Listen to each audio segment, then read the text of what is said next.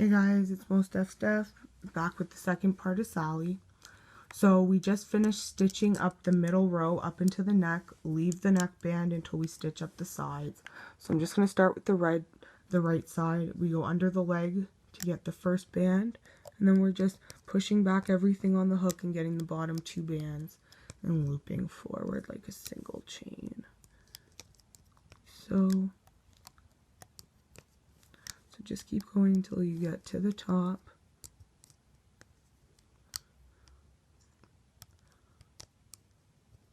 Oops, got a little stuck. I find these caramel bands are kind of tight. Okay, so once you get to the arm, you push back everything on your arm and get just the bottom two whites, which is your skin tone for Sally. Once you've done that, we're going to go back down, go underneath the leg band, get your first two colors, and then push back everything on your pins and loop forward like a single chain. Just make sure that everything gets put on. It's kind of a bummer when you put this much work into something and then it falls apart, so just want you guys to take your time and make sure you're getting everything. I'm rushing a little bit because I don't want to keep you forever. So now I've got to the arm again. We're going to push back everything on the arm, getting just the two bottom skin tone bands and looping forward. So now once you get to the neck, we're going to loop, we're going to push back, oops, sorry I pushed my camera forward a bit, let me just readjust. You're going to push back everything on this peg here, oops, and I can see my two bottom ones, I don't know if you guys can. Got them, I loop them forward, making sure I've gotten everything. Okay, and that's what she should look like down to the bottom. So now we're going to stick our hook in between her neck bands and just carefully remove her from the loom. Again, you can use your hook. I'm just really impatient and lazy, so I do not. You just carefully remove her from the loom. Oops, so something did not get stitched properly in mine. Like I said, sometimes that happens. I'm not sure what I did wrong. So she probably will not, well, she won't fall apart, but something didn't get stitched. So you can see I have a gap at the bottom. That's okay, it happens. So I think what I might have did wrong was I want you to go to just make sure that when you pull her out that her bands are connected all together. You do get a little gap at the bottom, so I do apologize about that. I'm not sure why that happened this time and not last time, but it did. So if yours fall out, that's okay. She still looks really cute this way. So just put her to the side like such. We're now going to make her face. So you're going to start by doing the outside border colors. So her hair is brown. So we're going to take it from the middle peg to the right and the middle peg to the left. We're going to go down 1, 2, and then on the right the same, double banded, 1 and 2. So now to connect her face, we're going to use 2 white bands to go into the middle here. So 1 from the middle to the right, double banded again, and 1 from the middle to the left, and then you just fill in her face with the white bands going down 2 until you get to this peg here. So it's fairly easy. So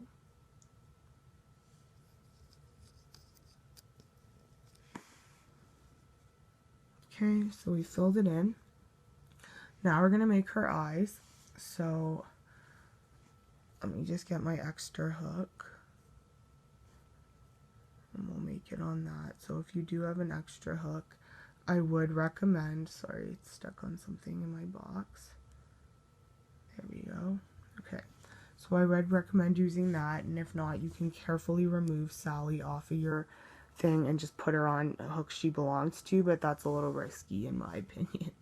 So she's got small eyes unlike Jack, so we're going to use 1, wrap it around 3 times, push it over, take a second black band, wrap it around 3 times, so, okay.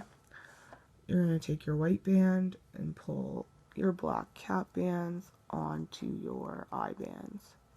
Oops, okay, so I lost it. I'm going to do this a little different. So again, you wrap it around 3 times. Just going to pinch it with my one hand and slide it on. Like so. It's just easier for me this way when they're this tight. Fix her eye a bit. So again, how I do this is because she's already separated in my fingers, you'll have 2 bands in the center. You're going to hook the center band onto the middle peg in the second middle peg down, and then the second peg on each, the left and the right, you're going to apply the other sides of the eye bands like so. So that's what Sally's face should look like so far. Then we have to make some hair because she has long hair. So I take 1 brown band and wrap it around 4 times. Then I do this with just single bands because I find it's too rigid if you use 2, and with 1 band it's a little flowy.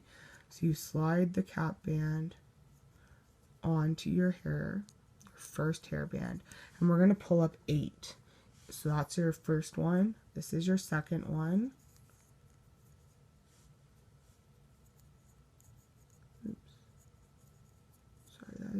Third one, fourth one, fifth one, sixth one, seventh, and finally 8.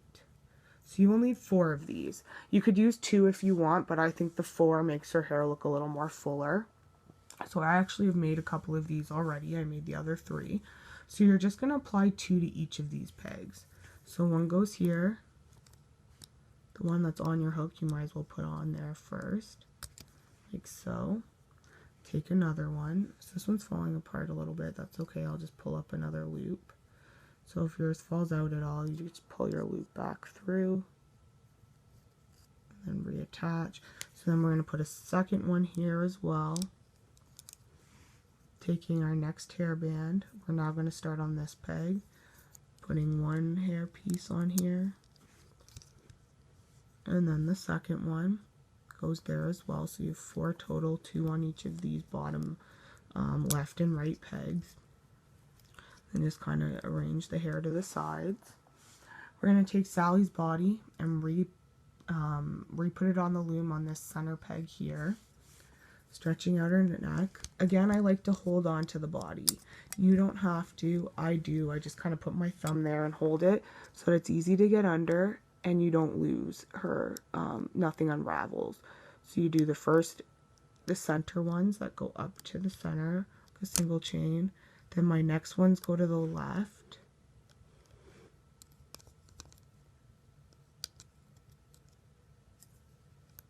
Okay, actually, I want to show you another thing, too. I'm only going to do it for one side, though.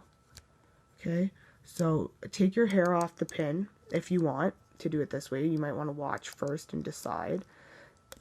Loop your face pin over. And then this way, if you don't want your face over top of your hair, I'll show you the differences. You just take your hair and then reclaim it to that same peg once you've looped your face over. I don't know if this is going to get confusing for anyone. I just think this way it hides. You don't see the face over top of the hair, and I'll show you the difference. So again, we're just going to reclaim the hair back to this peg. Okay, and so as you can see, it does look different on either side. This one you can see the hair, this one you can see the face. I'm going to show you the difference. So, sorry guys, I keep pushing forward. Let me just pull it in a bit.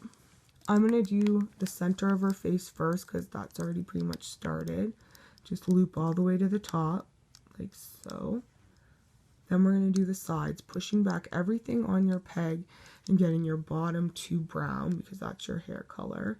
I mean, you could use whatever color you want for her hair, black, blonde, whatever.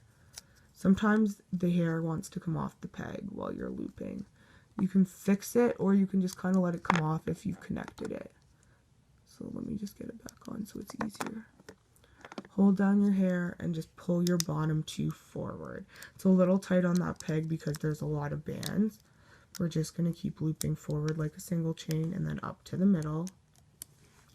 So again, we're pushing back everything on this peg and getting just the bottom two hair bands and looping forward like a single chain, going under the eye bands, looping forward like a single chain, like so. Okay, now that we have it looped to the top, we're going to take two brown bands, go in between all these and collect all your bands, pulling two brown. I like the two, again, it's more sturdy, it's up to you, you can use one. And then you just carefully remove her from the loom. Okay, I like to just kind of make a slip knot and pull it through, like so. Then tighten it, and then you can just weave these bands into the back of her head once she's slip knotted. So there's Sally, that's what she looks like. So I'm going to show you the differences on the face. So this is the one that we looped the face first and then added the hair, and this is the one where we added the hair and then looped. So as you can see, this one side looks a little bit better. So what you're going to do is you're going to loop your, once you put the head on so you put the head on this band here, you're going to loop out your bands and then attach the hair to this two sides. And if you're confused about that at all, you can kind of just go back and rewatch the part where I showed you the difference. It should be helpful. So again, here's Jack and Sally, our completed projects. I hope you guys enjoyed this. I'm going to be working on more charms. I don't have too many yet, but once I have some, I will definitely be posting them for you guys. So here they are. I hope you enjoyed them. And again, any questions, feel free to message me on Loom, and I'll be happy to help. Have a great day, guys, and I'll talk to you later. Bye.